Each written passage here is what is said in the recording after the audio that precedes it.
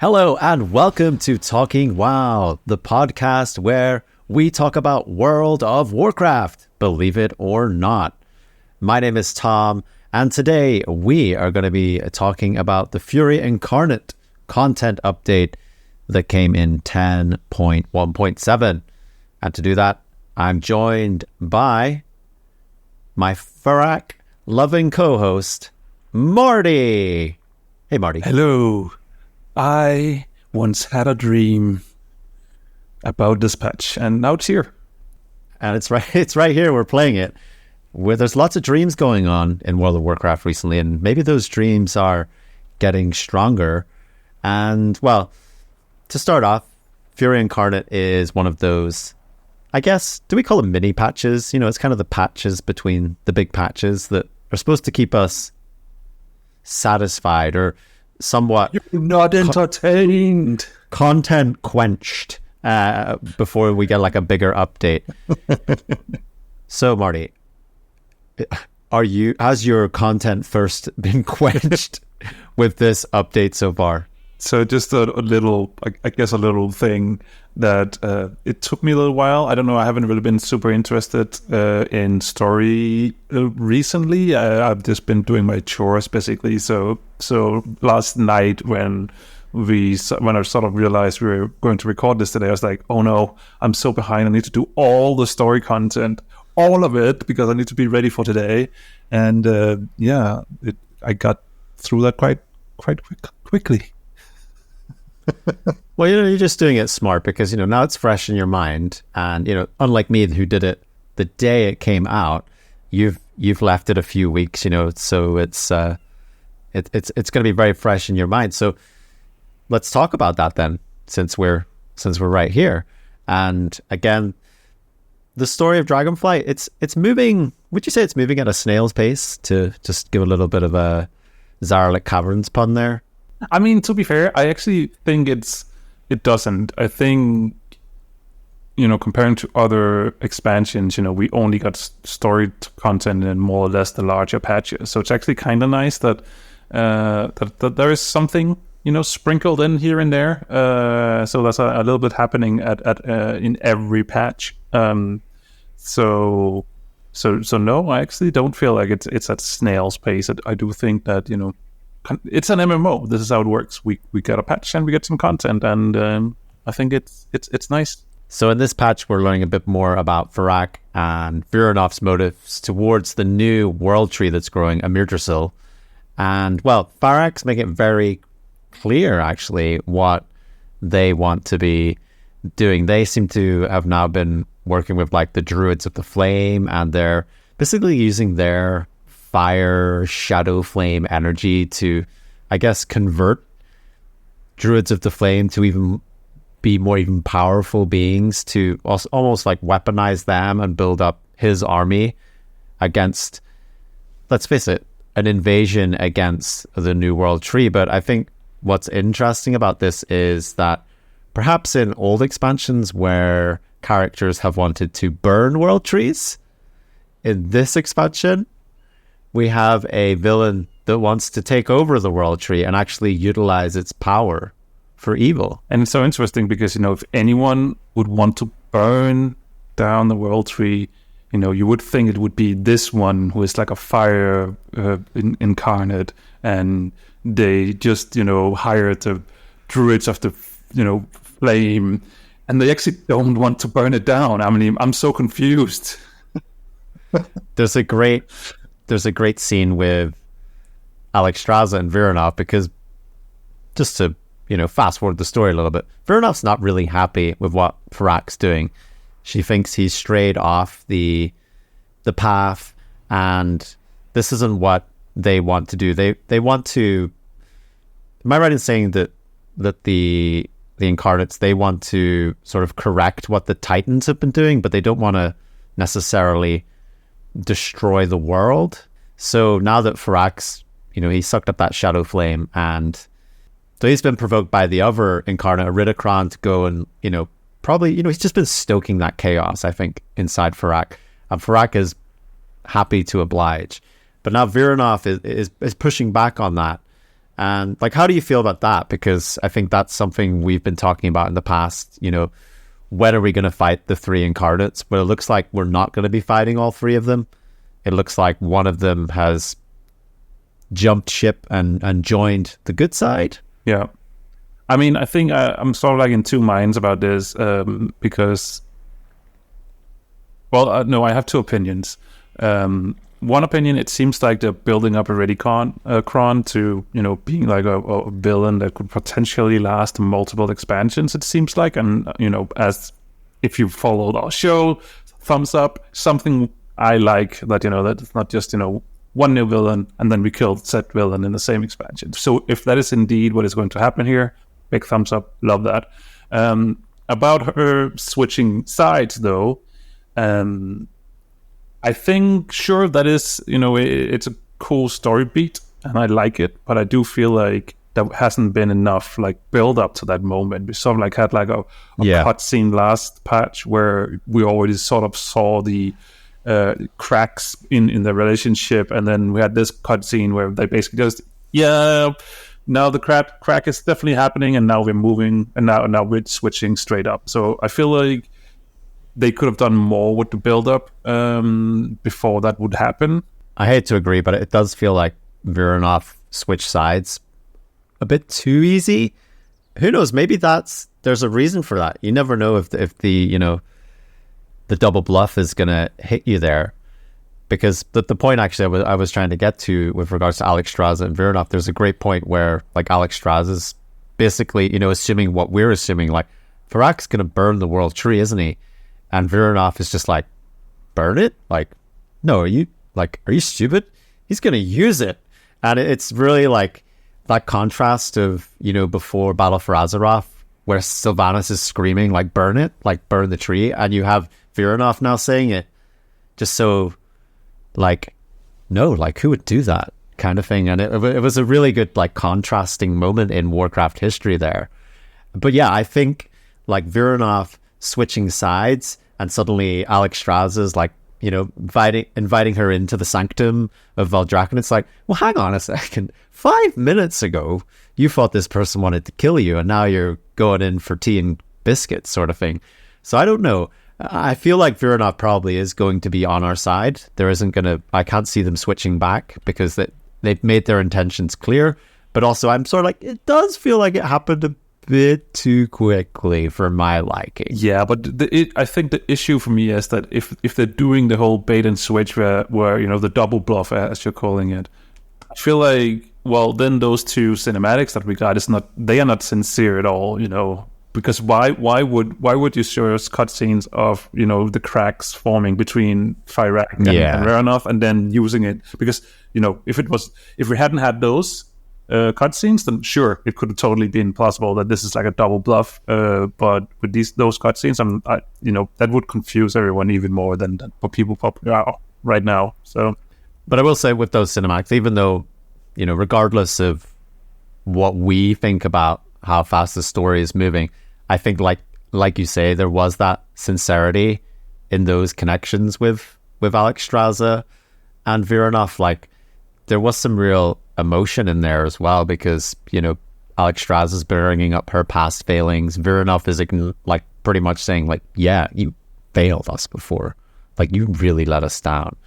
And I like those moments. I really like that moment as well, because very recently, because some quest chains I've been a little bit behind on, but I very recently actually did the quest chain where you play together with Alexstrasza, where you're sort of like trying to figure out why some of the dragons revolted against the Dragonflight, and just having that in recent memory, and then have this moment is like, oh, this there's there's like a connection, there's like a red thread through that storyline, and that was really cool. I was really happy that I had skipped that quest time up until now, because it just made everything flow really nicely together for me. Yeah, and I think in a way you kind of forget just how much story is being told in this expansion. I don't know how it compares to Shadowlands, but it feels like from expansions before that, there's a lot more like little short story quests that are really fleshing out this narrative. And it feels more coherent, and I think that's the important part. It feels sure, some of it is going really quick, like Veranoth switching sides and stuff, but at least it's coherent. It's not like you have a 5D chess plan in the making that nobody understands anyway. It's coherent, and I think that's the most important part. Yeah, I mean, we're still under the sort of blanket of mystery of like what's the bigger thing going on, but in the meantime we're dealing with the threats that are approaching us, and it's not like all these question marks of like, oh well, why are we doing this? Like we're fully sort of understanding what we're doing, but we also know that there's a bigger picture unfolding as well, which hopefully it will all tie together really nicely in the end. But it feels like to me it feels like the story is moving at a nice pace, and some people are saying it's not moving fast enough, it's not moving at there's not enough action happening or something like that. But it feels like the story is moving, like, and it feels like you're invested into that, and the payoff will hopefully be good at the end, because of that slower burn, I think. But it doesn't always have to be a Michael Bay movie, I don't think. And this, once like 10.2 hits, I think that story should escalate because you've got the world tree in play and such like. But that's looking ahead. Sticking with this patch, Marty, there was a few more like other quest lines as well to do with the Tier Guard and the Silver Hand, which also involves one of your favorite things, time travel. Ooh, we have to go back. So you're basically helping reform the Tier Hand, which, I mean, who are they? Are they like the Avengers or something?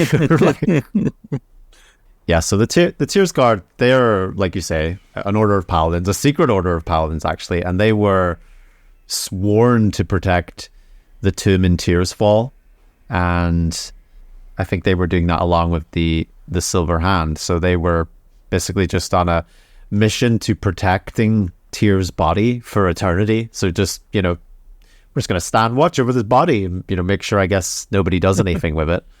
And, well, I guess now that Tyr's back, it's like, well, let's not have you standing around doing nothing. Let's put you to work. So, you go on a few little, I guess, team building missions, and this also involves, traveling back in time as well, and you sort of deal with like one of the members there as well, I guess, like freezing in combat, and they also like get mind controlled, and they're quite upset about it, and everything works out okay in the end. But again, it's bringing like that old god theme as well, because you're traveling back to like primordial Azeroth, and it's just all these threads that keep connecting in as well. Yeah. Well, I mean, it is also difficult to not say "oh God" when you're saying Titans, and Tyr is one of the Titans. So yeah, those storylines are deeply intertwined. Yeah, and I think it's just something to remember when we're talking about like this narrative as well, that it's definitely, the undercurrent is definitely there of something to do with old gods, because it keeps getting hinted to constantly. And maybe we're gonna see a tentacle or two very soon. I don't know, I hope so. I mean, we are sort of bound to, aren't we? Because the shadow flame is definitely void in nature, and Fyrakk is going to be be in the next raid, right?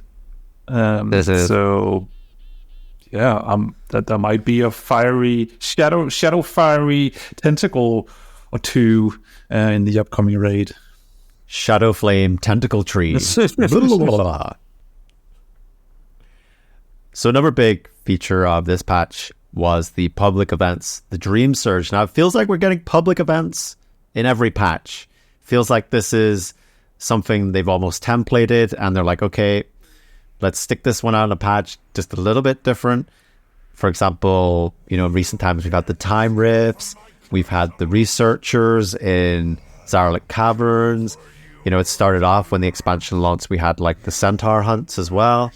And now, I guess the latest take on this is the Dreamsurge, which I guess operates somewhat similarly, but also a bit different, is that it's a zone in the Dragon Isles gets targeted every week, and every 30 minutes there is like a new like buff that the community can vote on for that area. And some of these buffs are actually quite cool, because you get a default buff of when you're in the zone itself. You get increased experience by 25%, which, you know, it's useless for people at level 70, but people leveling alts like Marty absolutely love this.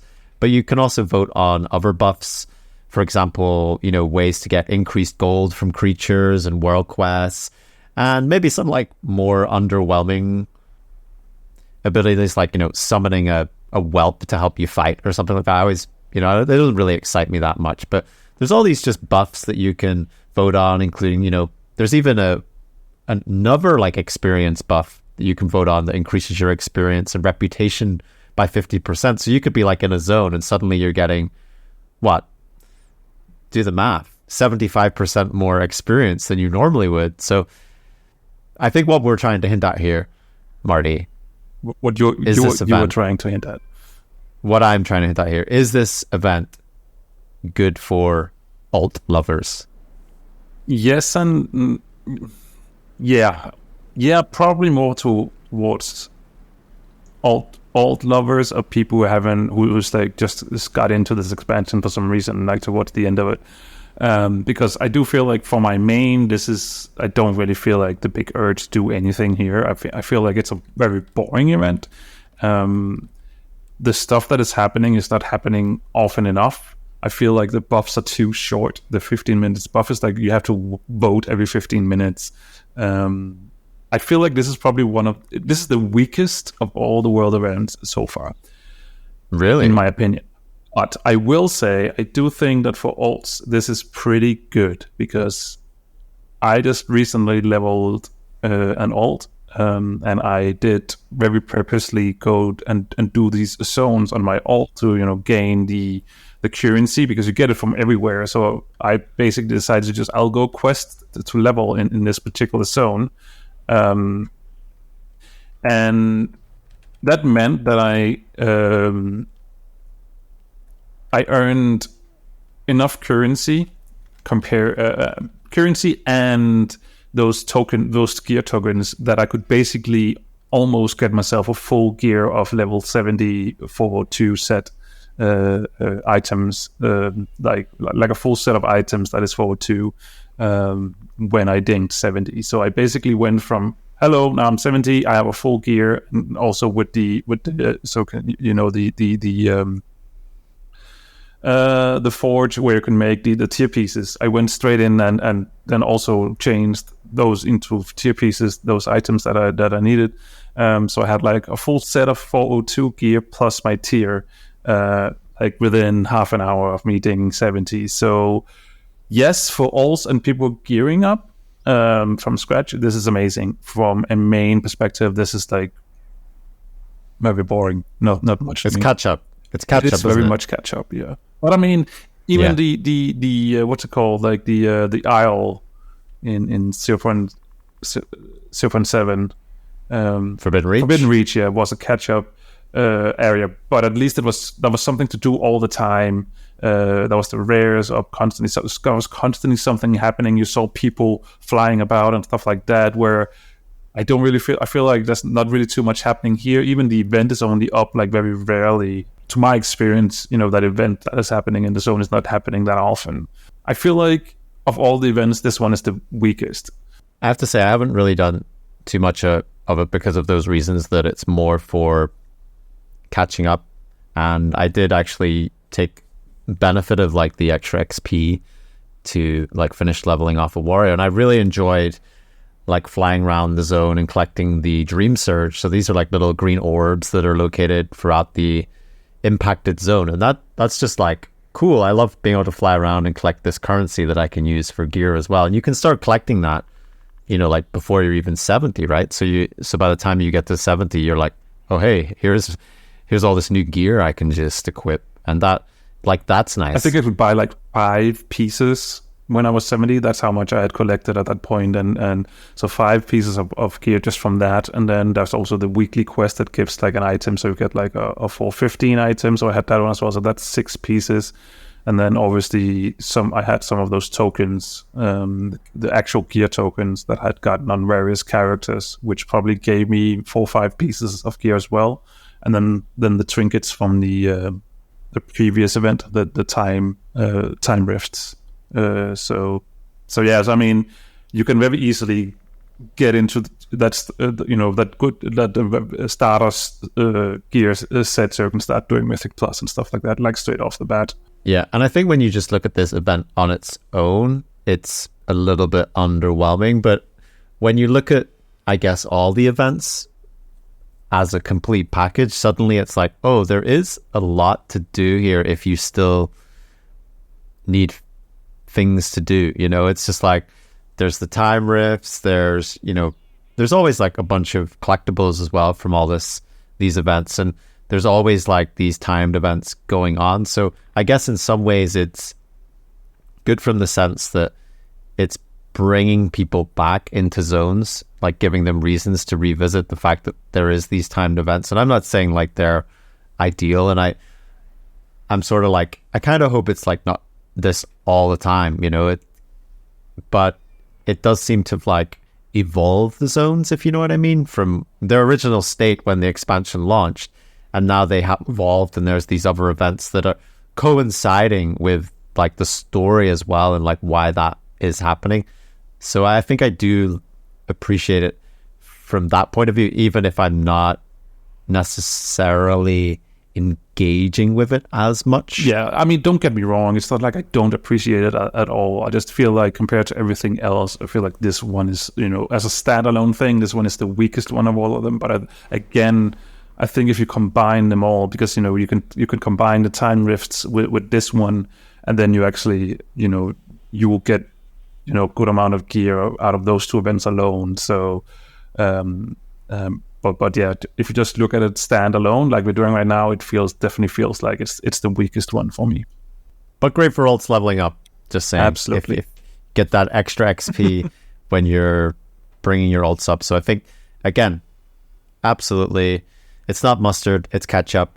And I do feel like that Blizzard is also currently just experimenting a lot with this format, and what can we do, things like that. So it's probably something where in the next expansion or something like that, we could see way better events, perhaps spread out during the course of an expansion and things like that. So I mean, it's definitely a system you can continue working on as time progresses, and find that good sweet spot where everyone is happy. Yeah, it always makes you wonder, especially when they introduce like a little new mechanic. For example, this voting on area buffs, like what buff do you want to have? And it's always pretty obvious which is the best buff, because the community's always figured out exactly what is the best. So nothing is ever really, it's not going to be a close, contentious vote. It's always, something's winning overwhelmingly, and that's because it's just the better thing.